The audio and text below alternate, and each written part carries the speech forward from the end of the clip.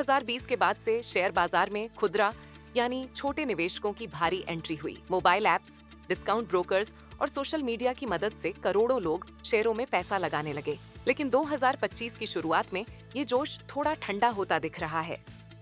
देश के सबसे बड़े 4 discount brokers Grove, Zerodha, angel one और अपस्टॉक्स ने मई 2025 में 2,07,000 एक्टिव ग्राहक खो दिए। अप्रैल में भी 2,05,000 ग्राहक इनसे दूर हो गए थे।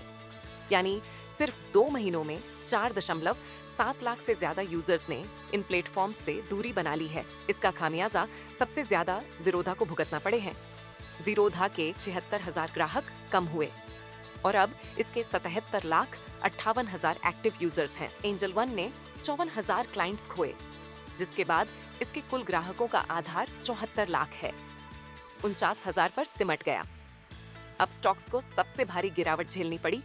46,978 ग्राहकों की कमी के साथ अब इसके पास सिर्फ 26,60,000 एक्टिव यूजर्स बचे हैं।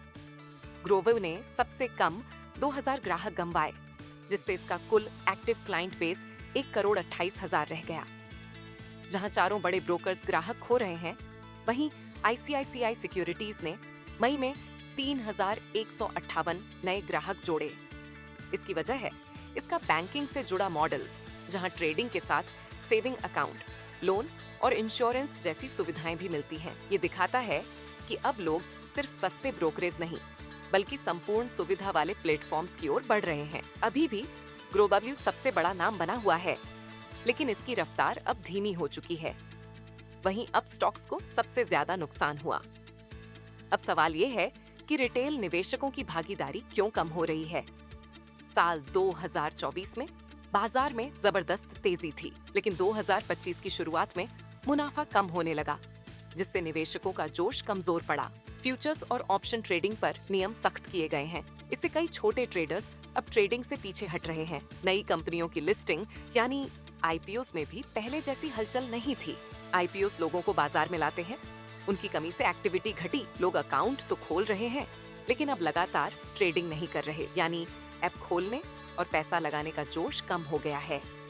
नेशनल स्टॉक एक्सचेंज के मुताबिक मार्च 2025 तक NSE पर 4,87,000 एक्टिव यूजर्स थे, लेकिन मई में ये संख्या घटकर 4,69,000 हो गई।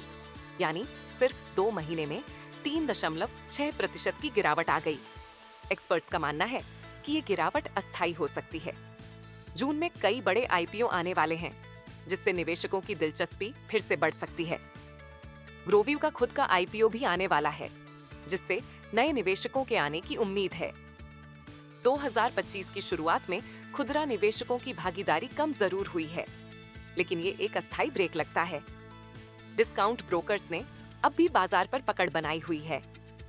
अगर IPOs का माहौल बना रहा और निवेशकों को मुनाफे के नए मौके मिले, तो अगले कुछ महीनों में हम फिर से रिकॉर्ड क्लाइंट्स की वापसी देख सकते हैं।